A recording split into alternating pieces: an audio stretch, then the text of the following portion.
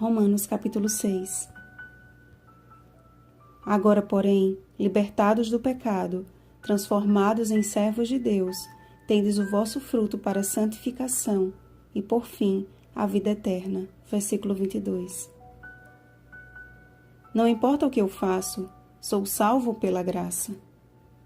Deus só quer o meu coração. Jesus já cumpriu a lei por mim. Estas são frases que ouvimos constantemente no meio cristão. São respostas prontas para mascarar uma consciência que, no fundo, sabe estar errada. A graça tem sido confundida com permissividade, causando uma divisão entre os crentes. De um lado, o mundanismo, do outro, o fanatismo. A graça, no entanto, não é manifestada em nenhum destes extremos, e nenhum deles pode torná-la mais ou menos abundante. O dom gracioso de Deus é manifestado na pessoa de Jesus Cristo, através de sua perfeita obra de resgate do pecador. Dom que é para a salvação e não para desculpar a permanência no pecado.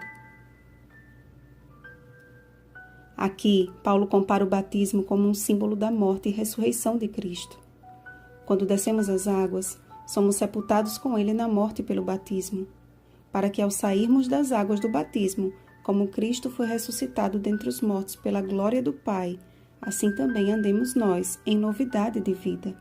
Isto é, a aceitação da salvação pela graça de Jesus, a decisão de segui-lo e o santo batismo devem preceder uma vida renovada. Deve haver uma mudança, a transformação do velho homem em uma nova criatura, para que não mais sirvamos o pecado como escravos. Ora, morrer para o eu não é um processo fácil. Requer diligente perseverança e constante vigilância, ou seja, dá trabalho. Não foi sem razão que Cristo afirmou, porque estreita é a porta e apertado o caminho que conduz para a vida, e são poucos os que acertam com ela. Mateus 7,14. Notem que Jesus deixou bem claro o grau de dificuldade do caminho que conduz à vida eterna e que a sua entrada é estreita ou de difícil acesso. Contudo, ele não quis dizer com isso que Deus dificulta o encontro entre ele e o pecador, mas que as nossas escolhas tendencialmente pendem para o lado mais fácil. Se lermos o verso anterior do texto de Mateus, perceberemos uma diferença que faz todo o sentido. Cristo disse que larga é a porta e espaçoso o caminho que conduz para a perdição, e são muitos os que entram por ela. Mateus 7,13. O destaque está nos verbos entrar e acertar.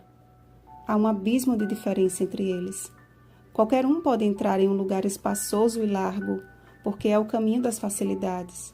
É onde o corpo mortal exibe as suas paixões como instrumentos de iniquidade, onde não há diferença entre o santo e o profano, e a escravidão do pecado é brindada como o apogeu da liberdade.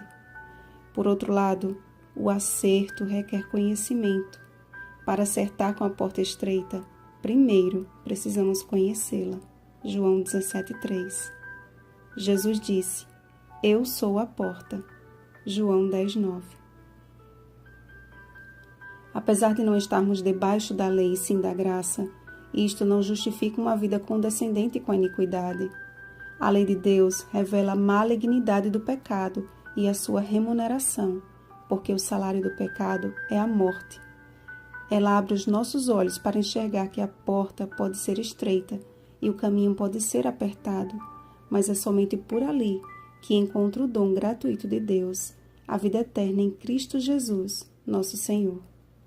Conhecer a Jesus e nele permanecer é a grande chave mestra. A este conhecimento a Bíblia denomina de santificação, sem a qual ninguém verá o Senhor. Hebreus 12,14. E faz parte do processo de santificação o abdicar do próprio eu, abrir mão dos gostos e vontades pessoais, se estes não estão em harmonia com a vontade de Deus. Por isso que não é um caminho fácil, exige decisões diárias e constante exame do coração. A dificuldade, então, não está em Jesus, que é a porta e o caminho, mas na nossa natureza tão dissonante do que é santo e agradável a Deus. Não reine, portanto, o pecado em vosso corpo mortal, de maneira que obedeçais às vossas paixões, mas oferecei-vos a Cristo como servos para a obediência, obedecendo-lhe de coração à forma de doutrina que fostes entregues, tendo o vosso fruto para a santificação e, por fim, a vida eterna. Bom dia, servos de Cristo. Rosana Garcia Barros.